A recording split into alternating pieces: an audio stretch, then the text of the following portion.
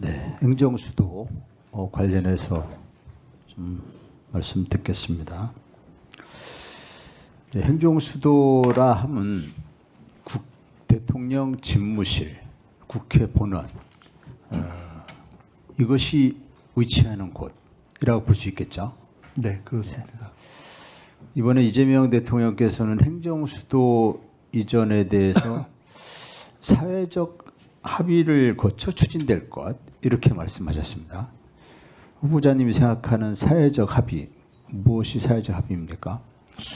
사실상 과거의 행정수도 이전을 둘러싸고 국민 간에 또는 지역 간에 약간 논쟁도 있었고 그 결과 이 관세법법에 의해서 수도 이전은 문제가 있다라는 결론이 한번 난 적이 있어서 아마 대통령님께서는 이 문제를 본격적으로 행정수도 이전 또는 그 내용을 규정하는 것으로 보여지는 국회의사당의 의장실 및 대통령 집무실의 이전을 포함하는 것으로 실제 실행하려면 최소한 헌법 개정에 준하거나 또는 그것을 안 해도 일정한 특별 법으로 처리해도 좋다라는 정도의 사회적 공감대가 있어야 하는 것이 아니냐라는 판단을 하고 그런 표현을 쓰셨을 것이다라고 생각합니다. 헌법 개정 지금 말씀이 헌법 개정 또는 특별법 이렇게 말씀하셨는데 헌법 개정이 전제되어야 합니까? 아니면 특별법 행정수도 특별법으로 입법 사항으로 가능합니까? 저는 그것은 그야말로 사회적인 합의의 결과라고 보는데요. 어제 황운하 의원님께서 말씀 주신 것처럼 헌법 개정의 절차법을 하든 안 하든 이미 정치권에서 헌법 개정 논의를 하자는 일정한 공감대가 있지 않습니까? 그것을 하는 과정에 행정수도 문제가 포함될 수도 있고 아닐 수도 있기 때문에 그것을 연동해서 보되 만약에 그것이 병행적으로 처리돼야 되는 것이라면 그와 연관해서 아마 법으로 갈 것이냐 아니냐를 판단해야 될 것이다 이렇게 생각됩니다. 참고로 이제 관습 헌법 위반이다 이렇게 헌재에서 그런 결정을 한 것은 한 20여 년 전쯤 됩니다. 네. 어저께 문형배 전 헌재소장 권한대행께서 그 방송에서 이런 말씀을 하셨더라고요. 국회에서 관습이라는 건 관습헌법에서 관습이라는 건 말 그대로 관습이고 국회에서 3분의 2 이상이 동의를 했고 대통령 후보가 행정수도 이전을 걸고 당선됐다면 그 관습은 폐지된 것. 그러니까 지금 이재명 후보께서 사회적 합의라고 하는 그러한 전제를 달긴 했지만 사회적 합의를 거쳐서 행정수도 이전을 추진할 것 이걸 공약으로 걸고 당선되신 거지 않습니까? 네. 그렇다면 20년 전의 관습헌법과 지금의 관습헌법은 다른 것이다. 그 관습은 폐지된 것이다. 이런 취지의 말씀을 하셨어요. 물론 개인 의견이죠. 지금 전 헌재소장 권한대행이시고 방송에 나가서 개인 의견 말씀하신 건데, 즉 그 지금 이제 누군가가 그 당시도 노무현 정부 당시에 신행정수도 뭐 특별법 이런 법에 대해서 헌재에 이제 우현이라는 헌법 소원을 냈었고 헌법재판소에서 우연이라는 결정을 했던 것인데 이제 국회에서 행정수도 특별법을 만들었을 때 누군가가 또 헌재에 위헌이다라는 헌법소원을 낼 수 있겠죠. 그러면 지금의 헌법재판소의 결정은 20년 전의 헌법적 결정과 다를 것이다라고 이렇게 말씀하신 걸로 저는 보입니다. 네. 이에 대해서는 어떻게 생각하십니까? 관습헌법을 논했던 당시의 헌재와 지금 이제 20년이 지났고 세상도 변했고 그렇기 때문에 만약에 그러한 시대상의 변화를 한편 말씀하신 것으로 보고요. 또 한편으로는 일종의 대통령 공약을 미국식으로 얘기하면 포괄적 위임, 맨데이트를 포괄적 위임한 것으로 볼 수 있지 않느냐라는 것으로도 논지를 주신 것으로 보는데 사실은 그에 대해서는 대통령의 공약을 내걸고 당선되는 것을 포괄 위임으로 볼 수 있느냐에 대한 논란이 있는 것도 아시지 않습니까? 그래서 명료하게 하려면 그러나 일정한 토론을 거쳐서 적정한 법적 마무리를 지어주는 것이 더 좋지 않을까 이렇게 생각이 됩니다. 네. 네. 참고로 이제 저는 조국혁신당은 당론으로 행정소득별법을 이미 발의를 했습니다. 그래서 아마 민주당도 행정소득별법을 발의하는 것을 준비 중인 것으로 알고 있습니다.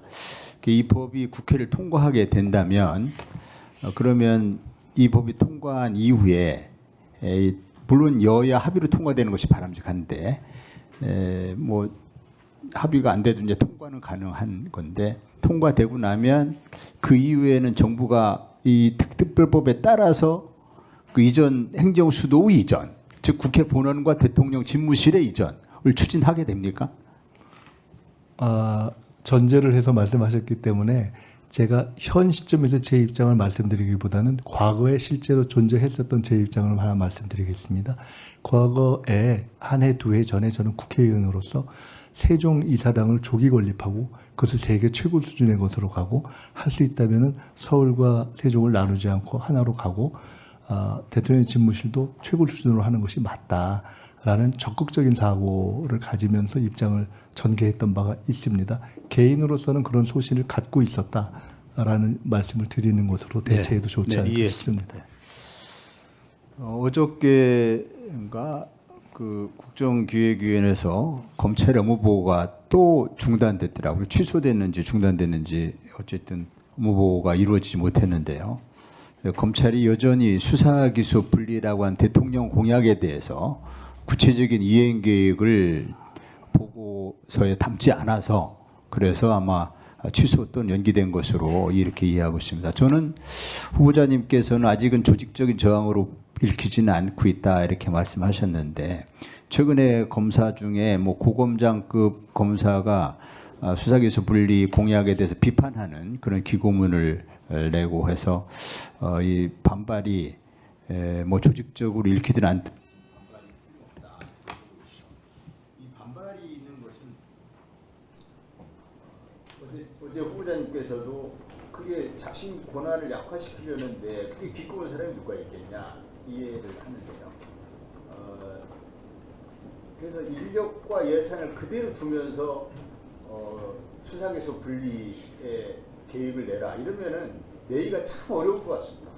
그 수사 인력을 그럼 어떻게 할 것이며 또 수사 예산이 그냥 있는데 그럼 어떻게 할 것이냐죠. 그래서 인력과 예산을 정부가 조정해주는 결정 권한이 있는 인력 결정 권한, 예산 권한이 있는 예산 물론 편성권이지만 이 권한이 있는 정부가 이걸 먼저 좀 조정을 해주어야 그래야 검찰이 또는 그러기 위해서 정부가 의지를 보여줘야 검찰이 이건 이제 불가피해졌구나 받아들이는데 좀 도움이 되지 않을까 이렇게 생각해서 어제 말씀드린 것처럼 인력과 예산 조정은 정부의 권한이니까 이 부분에 대해서 좀 선제적인 조치를 다시 한번 부탁드립니다. 네, 검찰 개혁에 대해서는 국민들의 어떤 의사의 방향은 나와 있는 것이고 어떻게 어떤 방향과 속도와 시점 등등을 포함해서 종합적으로 하는 것이 좋을까에 대해서는 더 많은 지혜가 필요하고 대통령께서도 현명하게 이것을 풀어가실 것이라고 믿고 있습니다. 네, 그 부분은 아주 현명하게 잘 판단해야 될 거니까 우리 국민들 뜻도 좀 묻고 이러면서 고민을 하셔야 될 부분 아닌가 생각됩니다. 우리 황운하 의원님 말씀하셨던 행정수도 완성 이 부분과 관련해서 어저께 저도 질문을 드렸는데 지역에서 이제 해수부 이전이 대통령께서 국무회의 석상에서 해수부 이전을 지시를 하셨다는 보도를 보고 지역에서 상당히 우리의 목소리가 아주 커지고 있다는 말씀을 드립니다. 그래서 우리 충청도 쪽에서는 이 우리 충청도 발전을 위해서 뭔가 좀 더 해줘야 되지 않느냐 하는 그런 요구가 많으니까 그런 점 좀 감안해서 부득이 해수부를 옮겨야지 된다면 그런 것들을 포함해서 좀 지역 주민들에게 설명 양해 과정이 꼭 필요하다. 그런 절차가 필요하다 하는 말씀을 다시 한번 드립니다. 네, 이해하시죠? 동의하시죠? 네, 그렇습니다. 어저께도 답변하실 때 그렇게 네. 하셨으니까 네, 위원장이 좀 강조해서 말씀을 드렸습니다. 네,